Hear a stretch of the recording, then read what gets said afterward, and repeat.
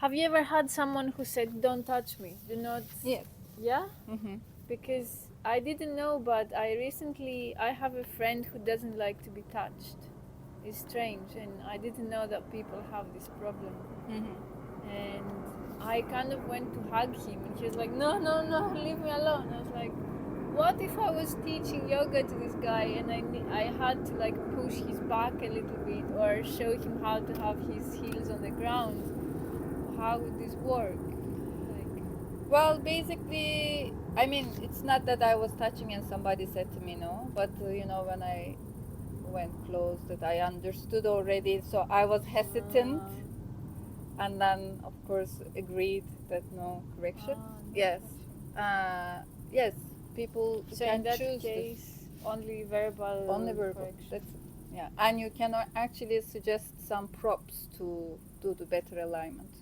This person can use wall, this person can use block or anything, and you give the detail and show. You don't have to touch.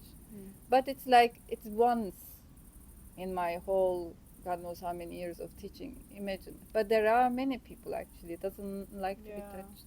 Definitely. But I think it's also important how you touch. We come to this actually. Okay. So most of the time when I see with the new teachers that when they do the correction, it's a little bit of random touching. So there is a certain way of touching and correcting the postures. That's, I think, very important. And in my case, I always try to, be careful only for the pose I touched this person and in a certain way, so that that person also feels this and comfortable with this touch and correction. Let's say somebody doing trikonasana and you go and like Okay, I see. Yeah. I mean, I would not like that. Okay, this is like, and I understand that those people, those don't want you to touch. I think, I wouldn't like it in meditation or shavasana. Somebody come and some people like that you do massage to the head. No, don't touch me. Don't touch me. Okay, correction during the asana, yes, but any other time, I don't want it. Just stay away. So I do understand people want they can choose what they want. But of course, touching it may be that let's say one person is not. It's okay with the touching a person, but the way that teacher touching that cannot be okay anymore. I'm not talking about the abuse or anything like that, but like I understand, but I also disturbing. understand, like, as a person who strives to teach people the right way, sometimes you might be over like excited about this and be like, oh, yes. and then break the neck. No. No, I mean, it may be not even breaking the neck, but it's like whole hand. You don't do the correction with the whole hand. You use 2 fingers. Okay. You don't grab the person's body wherever, like head or arm. You don't do it. There is like 2-finger correction you need to do. To be honest, I remember that the only correction you've ever done to me by touching is when I did down facing dog, and sometimes you push my back a little bit further. Yes, that needs a hand. Yeah, exactly, because I remember that all the other times you just show me, like sometimes I lean too much down and you're like, no, correct the spine, like keep the spine up. But no, I do touch you, but actually- you feel it. Yeah. You feel it and you correct it right away. This is it. No need to grab and do whatever. It's just like very, very gentle touch. And sometimes it depends where the correction needs to be. Back of the hand I use. So there is no particularly touch feeling, but correcting. So then the student is feeling more safe. Yeah, we don't realize it, but I think it's important because some people might actually get offended. Like, of course, they might feel like you're touching them in a strange way. Yeah. Well, this is the thing. I think it's also possible that, you know, correction is, of course, you are in contact with the person's body, and in certain times, let's say in Trikonasana, you twisting the torso, yeah, Yeah.